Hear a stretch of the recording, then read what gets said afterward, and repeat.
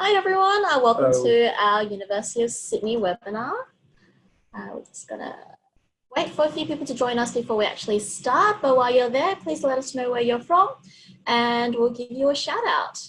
We're from sunny Sydney at the moment. It's about 34 degrees today, so if you want an idea what summer's gonna be like, this is it. It's very blue and sunny though, so that's nice. And while you're waiting as well, this is actually a webinar that's part of a series that's been running over 3 days.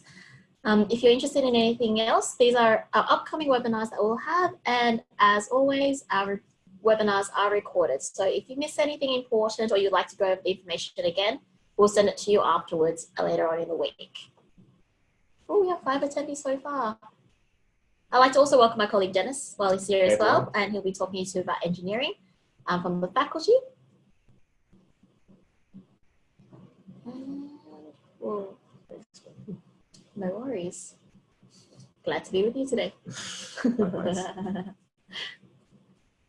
And a reminder to actually also use the chat. So we'll be going through quite a lot of information today. If you have any questions that we have not actually answered, please let us know at the bottom. When you find at the bottom of your screen where it says chat, we'll have a colleague there speaking to you if there's any questions, and then Dennis will be able to answer them as well. We'll most likely also be going through scholarships and the admissions process as well. So if you have anything that's very specific, you can send those through, but otherwise please wait until the end to actually let us know about them. And let us know actually where you're from as well. If I can just add on to that, yes. Please use the poll function for want to know which level of study you're most interested in. Is it postgraduate or undergraduate? So the poll is currently active. It's active now. Yeah. So please let us know whether you're interested in more undergraduate, postgraduate, or even research. We'll be able to slightly tailor the presentation to that, and Dennis will be able to do that as well. Excuse me.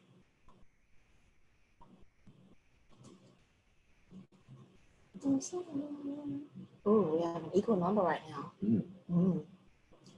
Tamid joining from Bangladesh. Hello, Tamid.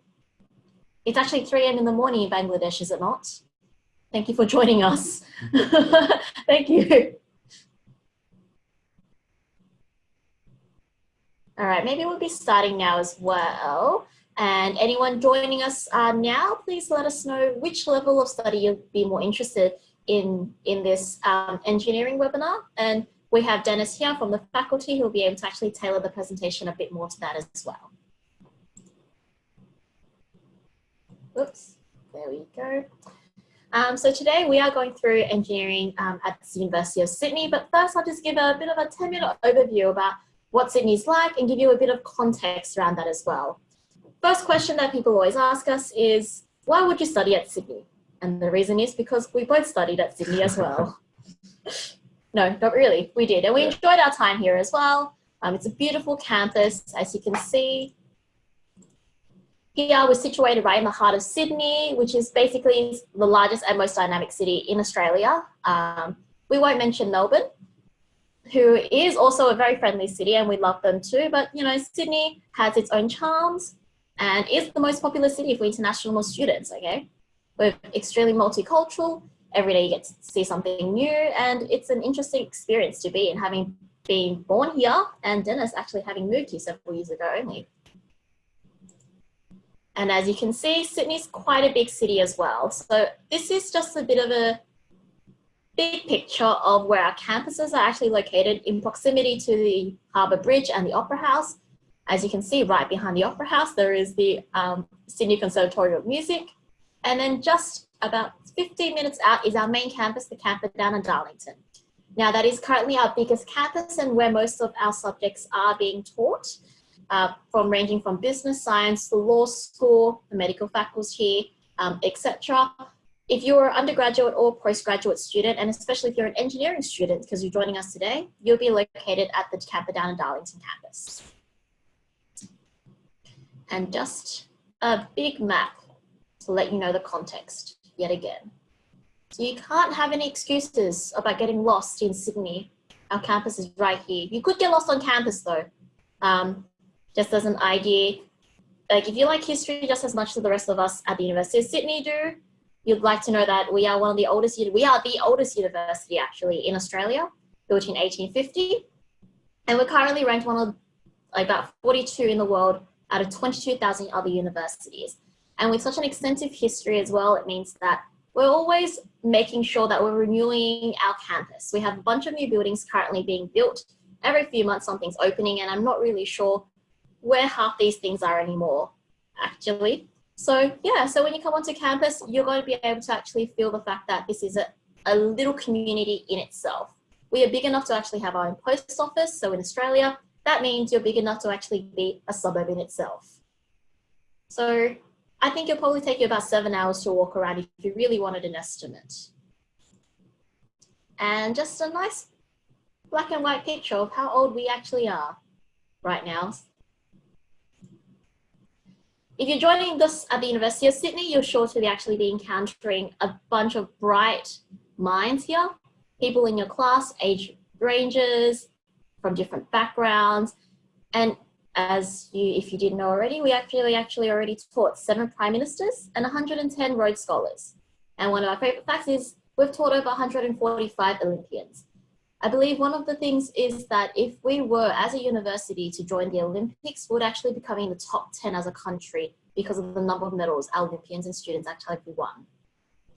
And you'll also be joining a very multicultural community of international and domestic students. So you'll be getting the best of both worlds, learning from other cultures and also languages.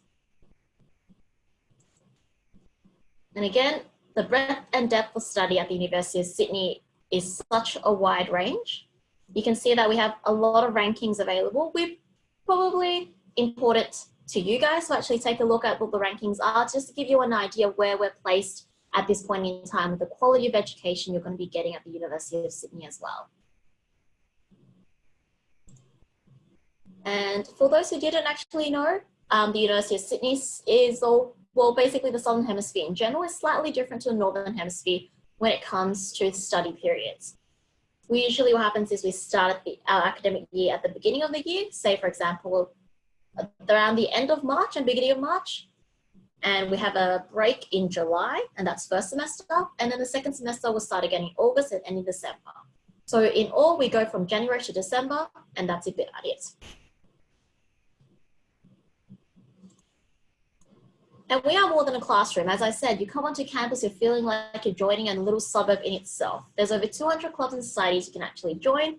Sports and fitness buildings everywhere. There's a gym, indoor rock climbing center, a Olympic size, a swimming pool as well. And I believe 3 cricket fields as well that people actually rent out and enjoy and actually spend their summers in. So you'd actually be coming on basically living in a large campus. And as we'd like to actually boast as well, we are ranked #1 in Australia for employability. And this means that our graduates actually do find jobs and stay in them for about a year. This is how these rankings work.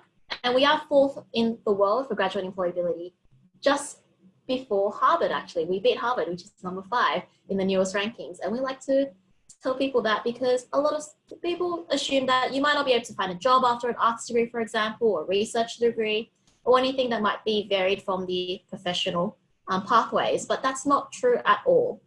So yeah, you come into University of Sydney with the confidence that you'll be able to most likely settle in and get a good quality education, and most likely also find a job as well afterwards. And I'll leave the rest to Dennis, who's here with us to present to you information about engineering at the University of Sydney. Thanks, Wendy. All right, guys. So I guess I'll just spend some time to give some more information about the Faculty of Engineering in particular. And towards the end of the presentation, we'll have time for more Q&A. So as Wendy mentioned that we ranked very high in employability ranking, #1 in Australia. And the big factor to that ranking is that our academics and the other staff members are working hard to provide all sorts of industry engagement opportunities to our students, especially at the Faculty of Engineering. So I can see that in our poll that about half the students are interested in undergrad degrees. So I would like to tell you a bit more about the professional engagement program. So very proud of this initiative. So are there any gym goers out there?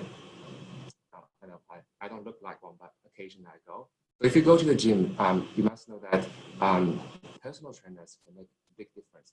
So imagine that Ted is like your personal trainer in this degree. That some of the days you feel like you're a bit lost, you want to achieve certain goals, but the personal trainers can really help you set up measurable and attainable objectives and help you achieve them one by one, and also motivate you. And most importantly, to give the right information about which area that needs to hone your skills, what type of experience that you need to get. So let's go back to this program itself. So this is a program that was set up to help all our undergrad engineering students to gain professional experience in their 4 years of degree. So in this program, students will achieve more than 600 hours of engagement. Among them, that includes like 200 hours of professional experience at a placement company. It could also include other extracurricular activities that could help you with your professional skills, but not necessarily in the industry of engineering.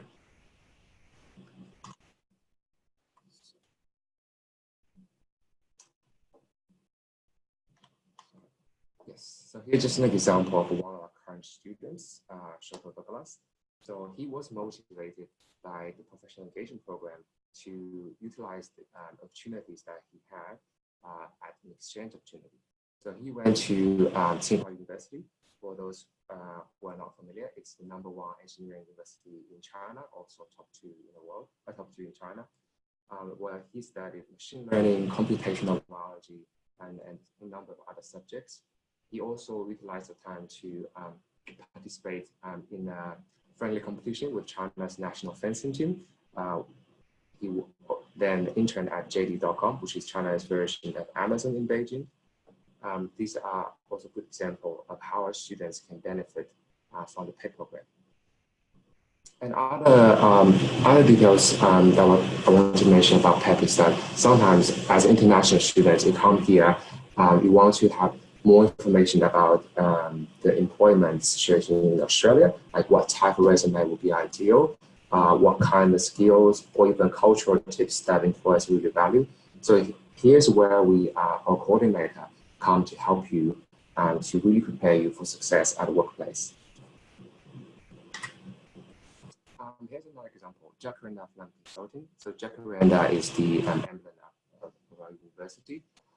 So this is a student-run consultancy that for students, even though it's a simulated consultancy, but the business case they receive actually from real business, our industry partners. So by participating in this project, the students can utilize what they learn in the classroom to solve real-life problems. And the skills they develop are highly valuable. And a lot of employers are using that as a recruitment tool to access to those talented and passionate current students. And I know that a lot of students mentioned in your registration that you're interested to know about scholarships. Before we go to those entry scholarships, I just want to introduce this fantastic program called Engineering Sydney Industry Placement Scholarship. That's for students in their final year of undergrad degree or of their 3-year master professional engineering degree. So if students get admitted into this program, they will be able to do a 6-month placement with one of our industry partner, either in Australia or overseas, and they will receive 18,500 Australian dollars as part of the program as well. And if you're engineering students in the final year, you'll be working on a research project called your honor thesis. So students can actually use the experience as part of this internship for the thesis as well. I'll stop you right there, Janice. It's just being heard that the mic volume is fluctuating a little.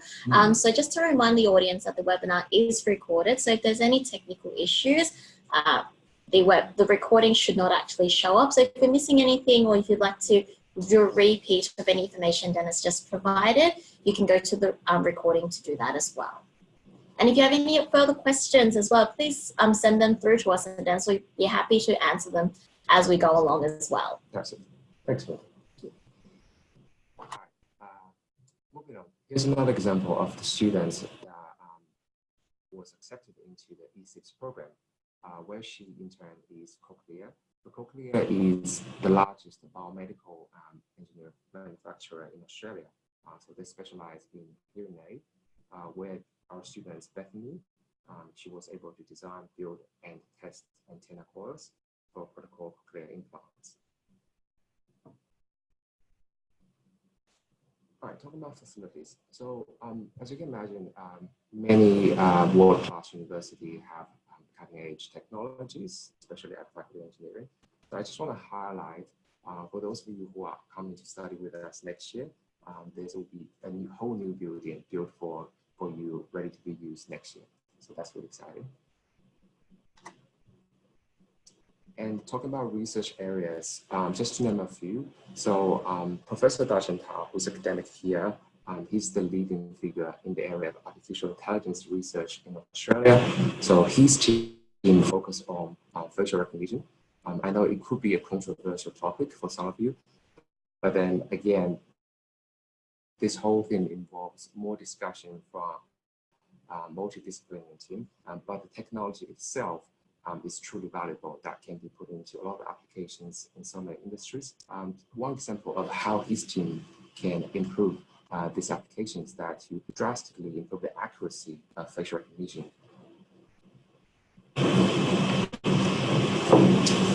And just to name another one, Internet of Things and the wireless networking. We're all talking about 5G and how revolutionary that's going to be to increase the volume and the speed of accessing digital resources more significantly compared to the previous technology. And we're already living in the reality of Internet of Things. Imagine how you use your Google Home to talk to your home appliances, and how your mobile phones can share data with your vehicles to enable greater convenience in your everyday life.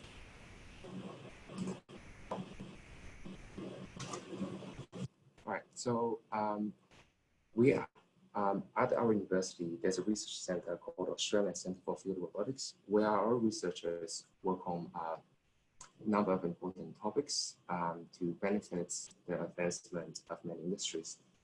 And I think here is a good example of where the research excellence meets the Australian advantage. So among the top exports of Australia, so there are agricultural commodities and ores and other mining related resources. So our researchers has really utilized their talents to design smart robotics systems that can help the farmers, the miners, to work more efficiently and provide more environmental sustainability. For example, you can imagine a robot doing all the herding, weeding, irrigation that really saves the farmer the time and the effort, which shows the vision of the modern agriculture.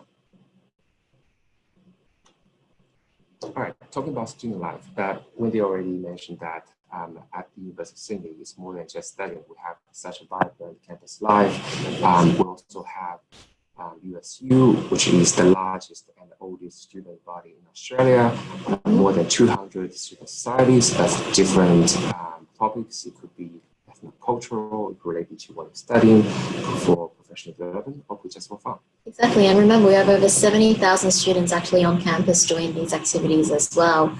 And so there's something for everybody, basically. Yeah, and for international students, if you're curious about how to make new friends, that's also great opportunities. I just want to mention one example for engineering particularly. So one of our student societies, Sydney Rotary, they went to participate in the intercollegial competition in New Mexico, the US, and they won the world champion in the category that beating strong universities such as Princeton, ETH Zurich. So that's what we're really proud of. Okay. So just give you a few more examples about our graduates and where the opportunities they have gotten from doing a degree here, and also showcase you the possibilities available to you. So here is one of the alumni who studied software engineering here. And after graduation, he went back to India and found a company that focused on e-waste problems. And now his company, Greenscape Eco-Management, is now India's leading IT disposal service provider.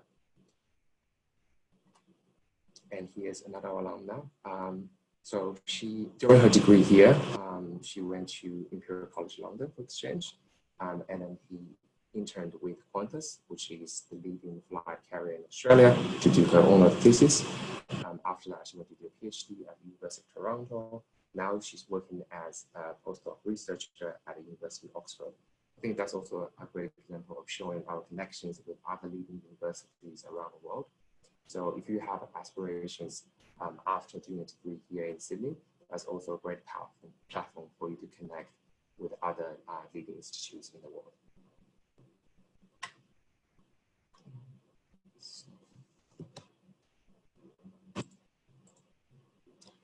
And I'm sure a lot of you are familiar with Dropbox. So the senior principal engineer at Dropbox is also one of our alumni. So he studied here before he went to the States. So he's working on reducing Dropbox dependence on other external parties for storage, provide a better user experience, etc. And all those alumni who work in the industry also provide a link to connect us with other employer out there, so benefits our current students. All right, so just briefly on the course work degrees that we offer on the postgraduate level. So if you want to become a professional engineer, we would recommend a 3-year Master of Professional Engineering. That's for students who study a previous degree that is not accredited, or you study, say, in civil engineering, but now you think electronic engineering is where your calling is. But if you already are working as an accredited engineer, the 1.5-year Master of Engineering degree might be more suitable. So that's an opportunity for you to hone your management skills or become more specialized in certain areas. And for those of you who are interested in project management, there are a number of degrees out there to fit your different work experience. So this 1.5-year Master of Project Management doesn't really require work experience. So if you want to get in this field right after your undergrad, that would be a great option. And this is very popular because we know that data science is really the discipline of the future. With all those exponential growth of data, every industry is in demand of talents who can understand data science. So this 1-year program really help you to gain your expertise in this certain area. And there are so many opportunities open to you after graduation. Just to give a few examples, for example, that researchers been using previous data to predict what will happen in certain regions to control risks such as fire. And in another case is about harassment. And apart from that, that we all know that you see personalized ads on social networks such as Facebook or Instagram. And here's where the data scientists come to play to make those advertising more targeted. Instead of being annoying, I really know your needs and help the business to provide value to consumers. And for those of you who are interested in computer science, this is a 2-year combined degree. So you take a 1.5-year Master of Information Technology, another 1.5-year Master of Information Technology Management. You have the MIT combined degree. And I know some of students are interested in the work opportunities post-graduation. So with this 2-year program, you'll be able to apply for a post-study work visa to give you the opportunity to work in Australia to gain professional experience before you make other opportunities. Awesome. Before you move on, we've actually just had a question come in for Dennis about the MIT and Master of Data Science. So how much of a difference is it between the Master of Data Science and the Master in IT specializing areas of data science? And how does this affect your job prospects? Very good question. So if you're doing the Master of Data Science, it will be purely focused on data science. But in the 1.5-year Master in IT, there are some core units that covers the broader range of knowledge, more than just data science, could be things about computer basics. And even though you specialize in data science, you have the opportunity to choose something outside this area, such as cloud computing, cybersecurity. So if you're really determined, you want to become a data scientist, we would recommend Master of Data Science. And again, another consideration is about entry requirement. So the 1-year Master of Data Science is highly specialized, but we do require the applicant to have a honors degree, which is a 1 year of field research in a quantitative field. So if you don't meet this criteria, we might offer you a grad certificate, which is a half-year degree in data science to prepare you for the master degree.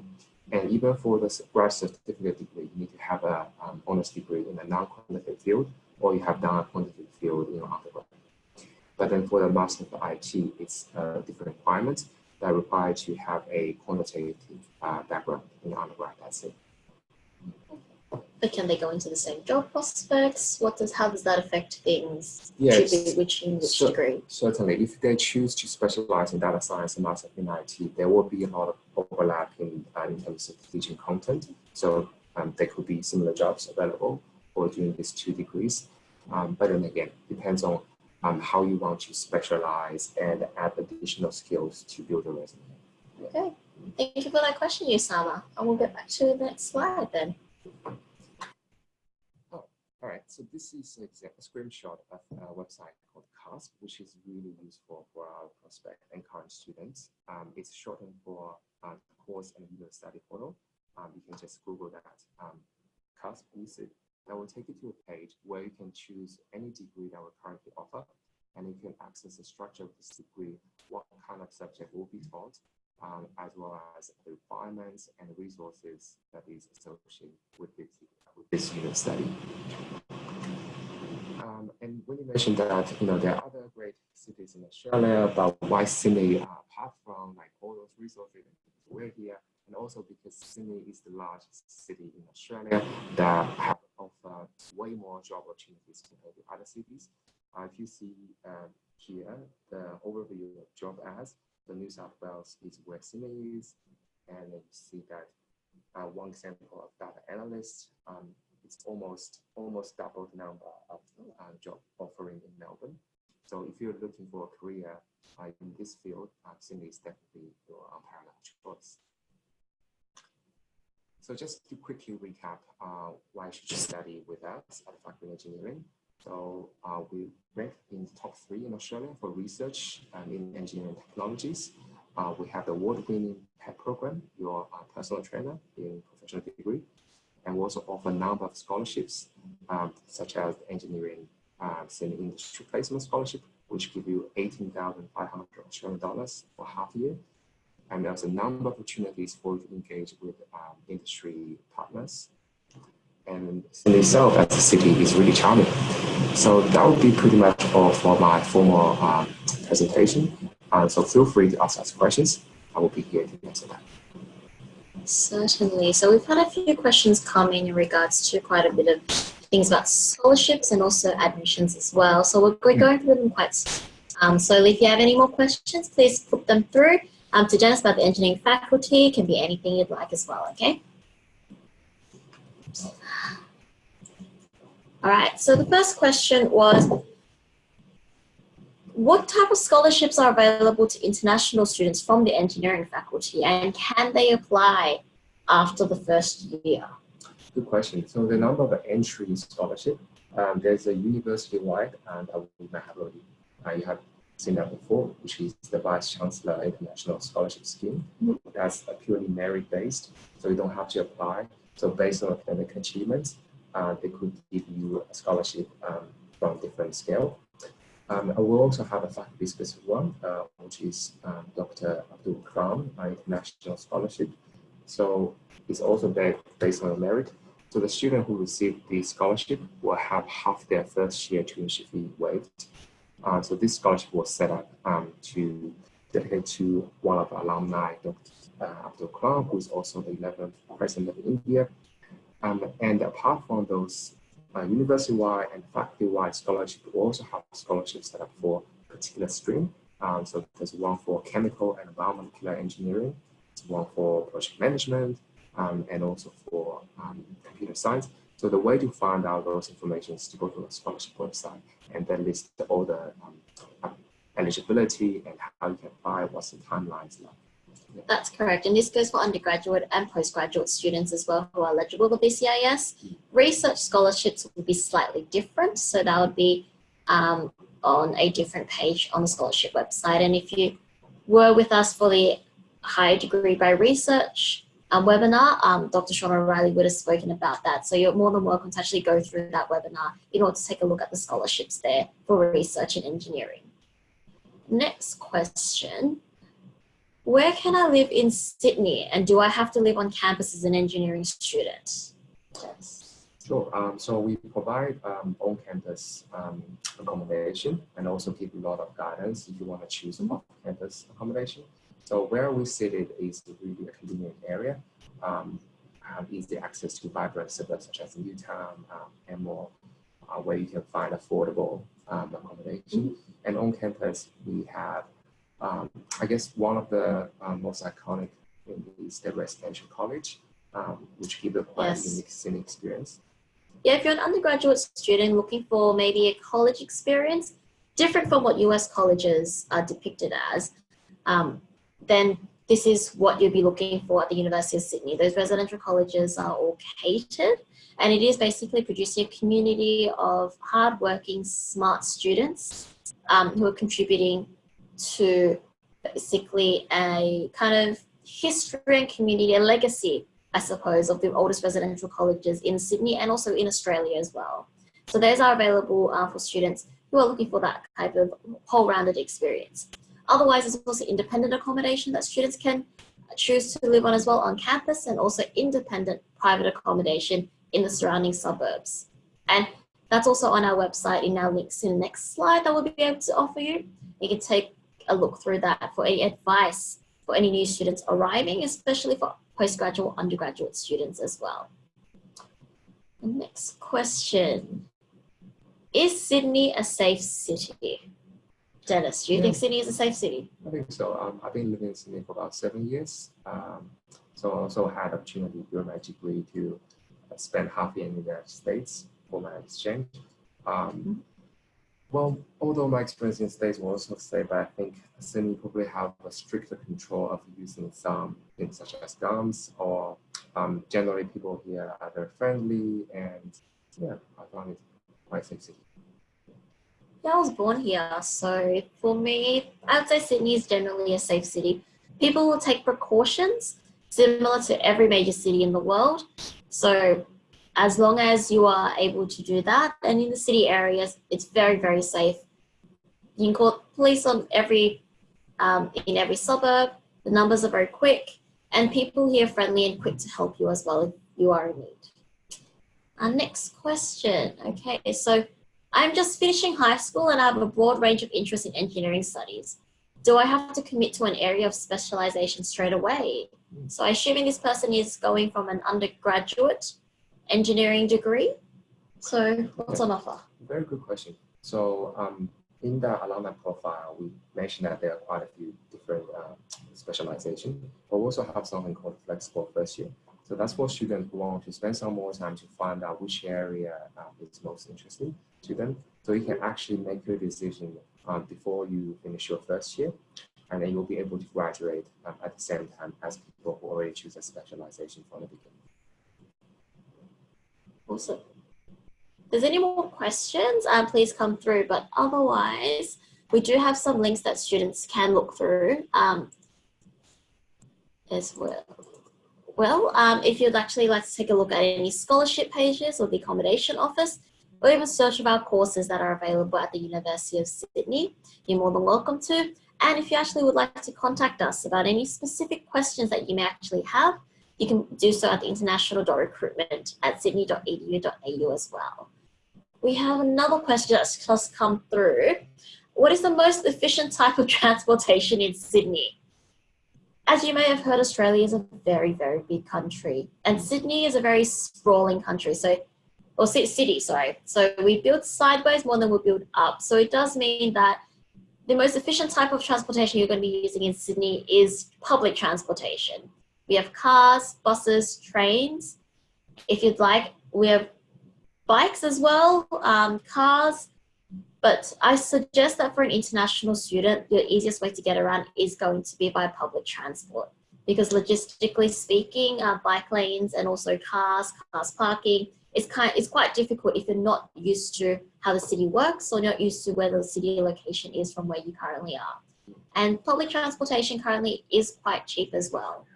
However, just so you are aware, international students don't actually get any concessions, so they are paying full adult prices for the transportation as well. And I think that's about it for this webinar as well. Thank you everybody for actually joining us. We're so happy to actually be able to have the chance to speak to you. Me and Dennis have really enjoyed doing that. Thank you guys. Thank you. Bye.